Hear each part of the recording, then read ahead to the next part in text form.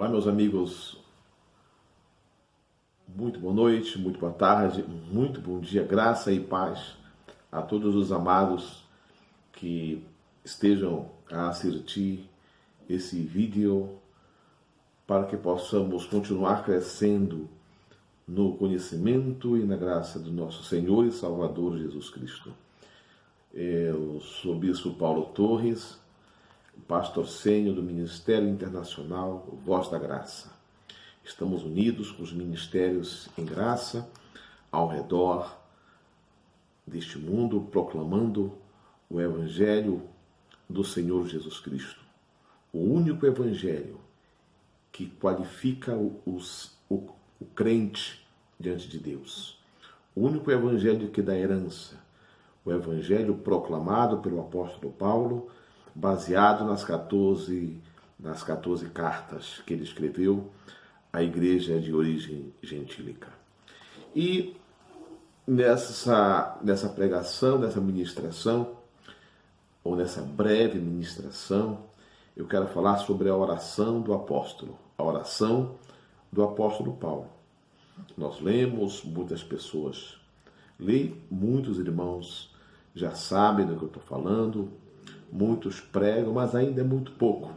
É muito pouco porque outro dia eu estava conversando com alguns irmãos de algumas igrejas que vivem o judaísmo e eles tinham muito pouco conhecimento, ou quase nada, do que significava aquela oração. O porquê que o apóstolo Paulo, sendo um judeu, ele ajoelhou para orar, sendo que o judeu em geral ora em pé. E eles se fixaram nisso do joelho, que é o joelho, e eu tive que esclarecer coisas que parecia que eu estava falando um outro idioma, uma outra língua com os amados irmãos. Então, devido a isso, e mais isso, eu venho trazer esta mensagem para continuarmos crescendo no conhecimento da graça de Deus. No capítulo de número 3, versículo 14, o apóstolo Paulo escreve assim: por causa disso, me ponho de joelhos perante o Pai de nosso Senhor Jesus Cristo, do qual toda a família no céu e na terra toma o nome, para que, segundo as riquezas da sua glória, vos conceda que sejais corroborados com poder pelo seu Espírito no homem interior, para que Cristo habite pela fé no vosso coração, a fim de que, estando arraigados e fundados em amor, poderdes perfeitamente compreender com todos os santos qual seja a largura, o comprimento e a altura e a profundidade, e conhecer o amor de Cristo, que excede todo o entendimento, para que sejais cheios de toda a plenitude de Deus. Ora, aquele que é poderoso para vos fazer muito mais abundantemente, além daquilo que pedimos ou pensamos, segundo o poder que em nós opera. A esse glória na igreja por Jesus Cristo, em todas as gerações, para todo sempre. Amém. Essa é uma breve oração do apóstolo Paulo, uma oração onde ele coloca a glória de Deus, a plenitude de Deus, uma oração inteligente, com um endereço certo, focada, e isso nos leva a um crescimento exponencial de conhecimento incrível. Então, eu vou falar um pouco dessa oração, a oração do apóstolo, quando ele estava preso em Roma, e apesar da sua situação de encarcerado, ele não orou por ele. Nesta oração, ele não orou pelo seu problema. Ele estava preso atrás das grades, em condições precárias, encarcerados, e ele em nenhum momento nesta oração, ele está orando, olha, peçam que orem por mim, que eu estou preso, eu vou pedir a Deus que me liberte dessa situação. Não, ele simplesmente orou pela igreja de origem gentílica. Ele orou porque antes ele disse no capítulo 2, no versículo 8, no versículo 10, 11 e 12, ele fala assim: para que agora, pela igreja, a multiforme sabedoria de Deus seja conhecido dos principados e potestades nos céus, segundo o eterno propósito que fez em Cristo Jesus nosso Senhor, no qual temos ousadia e acesso com confiança pela nossa fé nele. Portanto, vos peço que não desfaleçais nas minhas tribulações por vós, que são a vossa glória. Aí ele começa a oração. Por causa disso me ponho de joelhos. E eu disse anteriormente que em geral o judeu ora em pé. Mas aqui ele se põe, ele se prostra, ele se lança, uma atitude séria, contemplativa, focada, uma entrega, uma expectativa, uma oração de favor, e diretamente ele não orou por ele teve foco, foi uma oração direta. Ele pediu, nesta oração, ele orou pela igreja. Ele orou pela igreja do Senhor, pela verdadeira igreja, que ele diz, do qual toda a família do céu e na terra toma o nome, para que, segundo as riquezas da sua glória, vos conceda que sejais corroborados com poder pelo seu Espírito no homem interior. E no versículo 17, para que Cristo habite pela fé no vosso coração, a fim de que, estando arraigados, enfundados em amor, podeis perfeitamente compreender. Aí ele fala a dimensão da sua oração, ou a dimensão da graça de Deus. Ele fala, a qual seja a largura, o comprimento e a altura e a profundidade, e conhecer o amor de Cristo, que excede todo o entendimento, para que sejais cheios de toda a plenitude de Deus. O cristão em graça, ele é completo. Ele é um varão perfeito. Porque ele teve os olhos iluminados, ele tem a mente ativada, a mente de Cristo, ele tem a inteligência de Deus 24 horas na vida dele. Ele tem os olhos iluminados, ele compreende a voz de Deus, a mensagem de Deus para a sua vida. O cristão em graça, ele sabe de onde veio, ele sabe o que ele está fazendo e ele sabe para onde vai. Ele é um cristão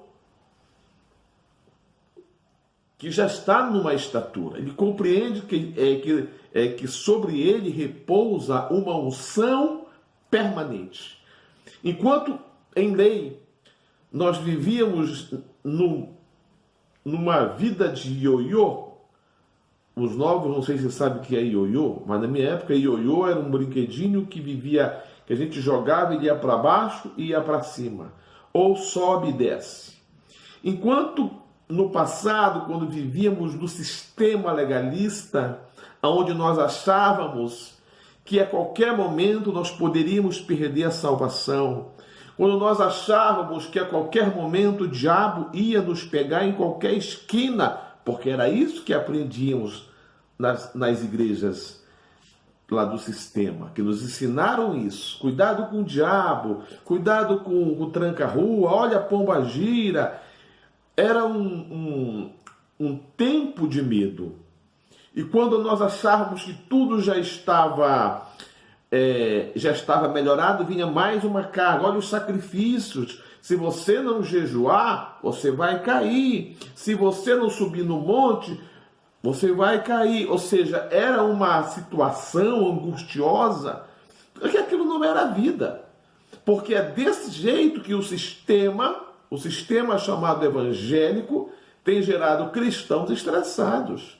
Cristãos que, quando vê essa situação que nós estamos vivendo, que é uma pandemia, já estão falando que é o fim do mundo. Não, isso já teve muitas pandemias, já teve muitas pragas. Isso não é a primeira vez e nem será a última.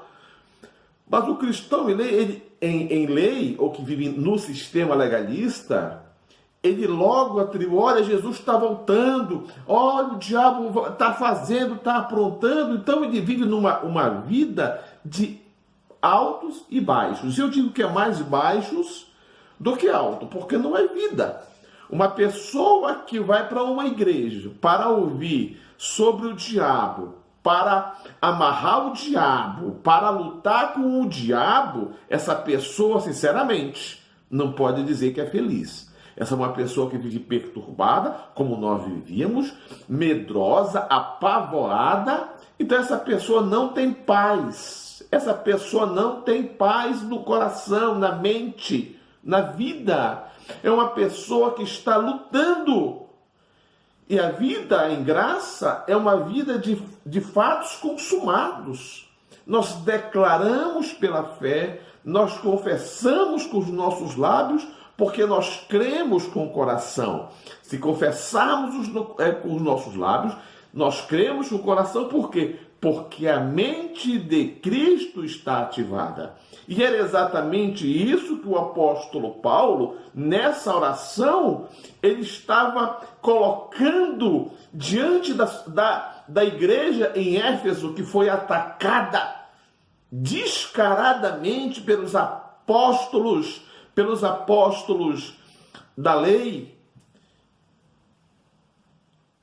Lá na Galácia também, quando o apóstolo Paulo chegou na igreja em Gálatas, ele viu os Gálatas que começaram pelo Espírito e já estavam descambando para a lei, e ele teve que consertar. Ele disse: não é possível, estou maravilhado, estou assustado, estou bobo de que vocês começaram pelo Espírito e estão voltando para a carne. Culpa de quem? Do povo? Não, culpa dos líderes. E um daqueles líderes que foi uma pedra de tropeço no ministério do apóstolo Paulo foi Pedro. Pedro foi um apóstolo que deu muito problema para a igreja de origem gentílica. Depois nós vamos falar sobre isso numa outra oportunidade. Quando o apóstolo Paulo foi passar 15 dias, ele passou 15 dias na casa de Pedro. Ele falou, ele disse: eu fui a Jerusalém, isso está em Gálatas 1, e passei 15 dias com o apóstolo Pedro. E você acha que ele aprendeu coisa boa com o apóstolo Pedro? Ele ficou decepcionado, porque durante 15 dias você ouve, você fala muita coisa, e ele foi pensando que ele ia receber coisas, alguma novidade, uma mensagem edificante. Quando ele viu aquilo, 15 dias perdido, então ele parte e vai novamente evangelizando as igrejas, mesmo preso, ele mandando cartas, e a guarda pretoriana que o auxiliou. Deus usou aqueles guardas de elite para levar as epístolas para as igrejas. E aqui nós temos o apóstolo Paulo, encarcerado, preso em Roma, orando para... Ele diz: para que vocês conheçam o amor de Cristo, que excede todo o entendimento, para que sejais cheios de toda a plenitude de Deus.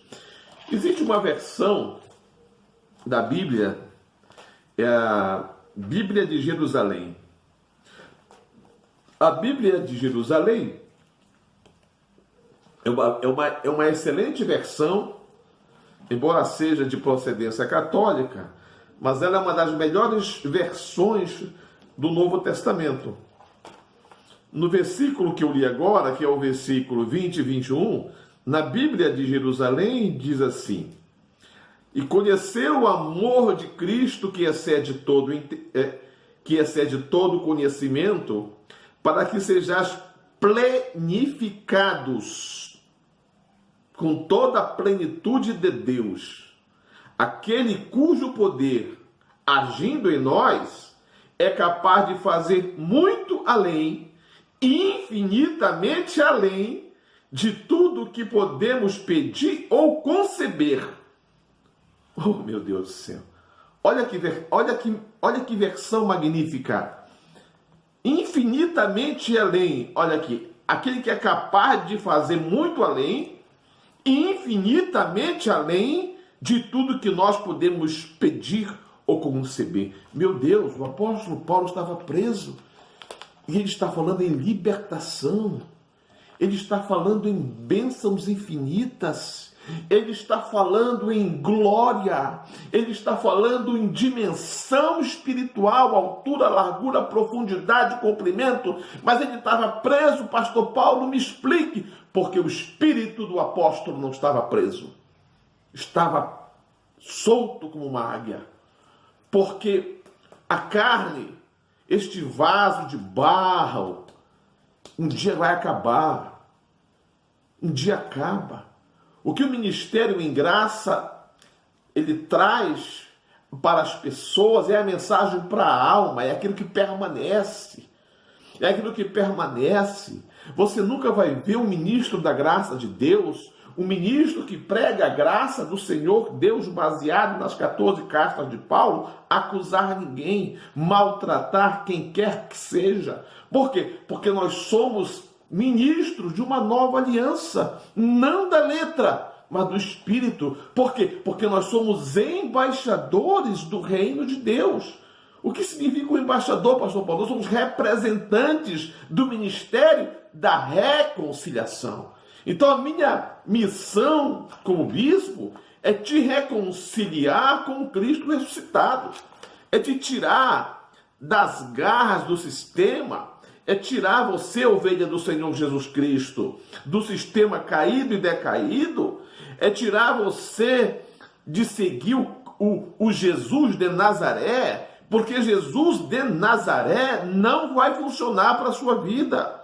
Jesus de Nazaré veio para os judeus. Jesus de Nazaré veio cumprir a lei.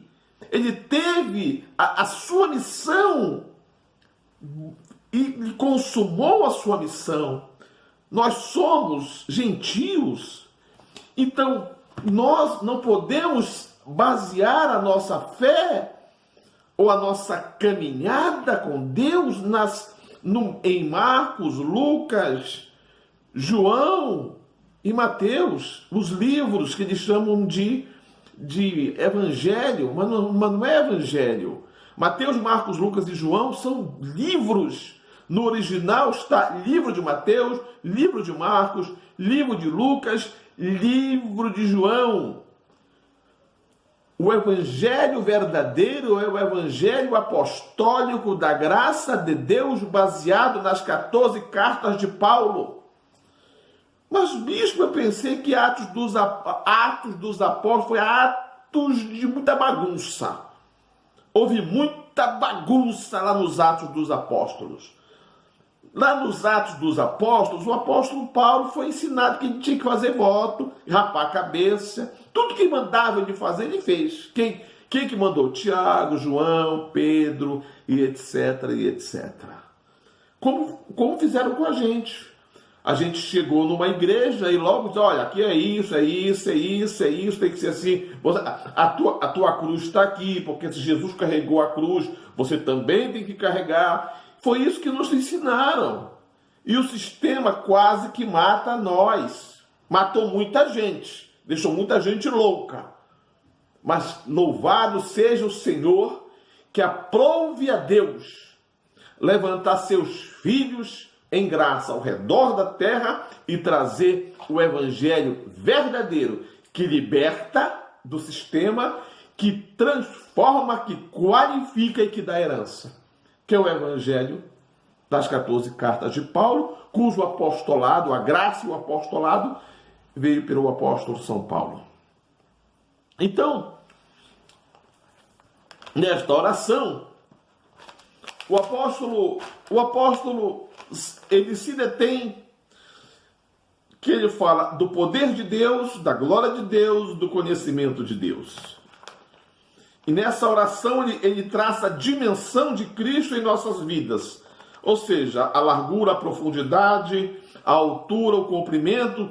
Ele está dizendo, olha, a graça, ela vai tomar conta de toda a sua vida. Ela vai preencher toda a sua dimensão. Por quê? Porque o ministério em graça, a mensagem do Cristo ressuscitado, não foi dada ao apóstolo Paulo por homem algum, foi de Deus. E se foi de Deus, é divina, e se é divina, é de outra dimensão, é de outro sistema, não é deste mundo. É por isso que hoje você, cristão, em graça, você nem suporta mais ouvir certas coisas da lei. Você vai ligar a sua televisão, você começa a ver aquele monte de gente fazendo a oração do sai, que você não aguenta 2 minutos assistir aquilo, nós não aguentamos. Por quê? Porque a nossa mente, nós já passamos por aquilo, nós já demos um passo além. Ou seja, a mensagem graça, os olhos iluminados do coração, que foi pela graça de Deus, nos deu uma outra dimensão. Não é que nós somos melhores do que ninguém, não, senhor. Não, senhora. Não. Porque a cada dia, novos cristãos que estavam no sistema, filhos de Deus, estão saindo. Meu Deus, eu não aguento mais. É quando chega no ministério em graça. Aonde está escrito isso? Aí nós falamos, na Bíblia. Na Bíblia está escrito que eu sou tudo isso? Muito mais do que isso, muito mais do que pedimos ou pensamos, segundo o poder que opera no bispo? Não, segundo o poder que opera em nós, segundo o poder que opera em você. Ah, mas lá naquela igreja me disseram que o pastor tal tinha uma unção que eu não tinha, nos enganaram. Eles classificaram os crentes, crentes de primeira classe, crentes de segunda classe.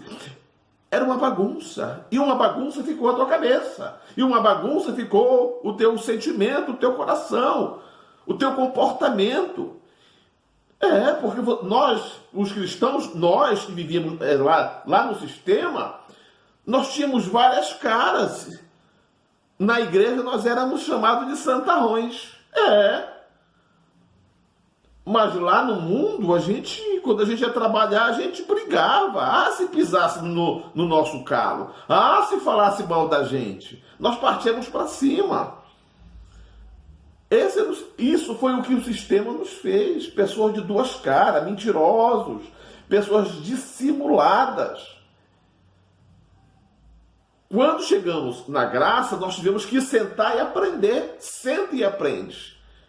E tivemos que exercer algo inteligente chamado humildade, porque nós temos que ter humildade para ouvir a voz de Deus.